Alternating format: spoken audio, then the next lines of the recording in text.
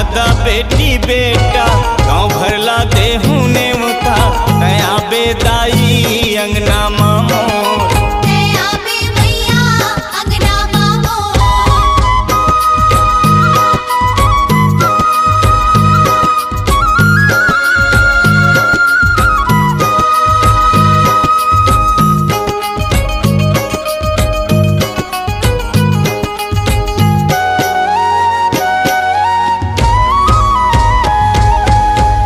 चमेली फूल मुंगरा है तोर बगिया मताई रंग बिरंग फूल फूले है तोर अंगना मताई।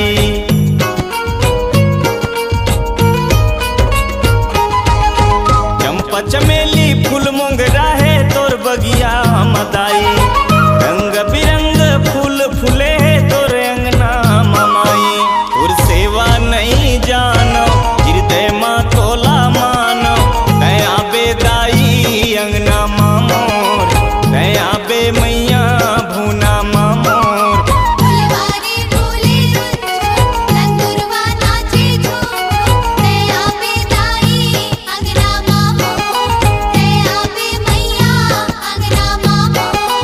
नया बेदाई अंगना मामोर नया बे मैया अंगना मामोर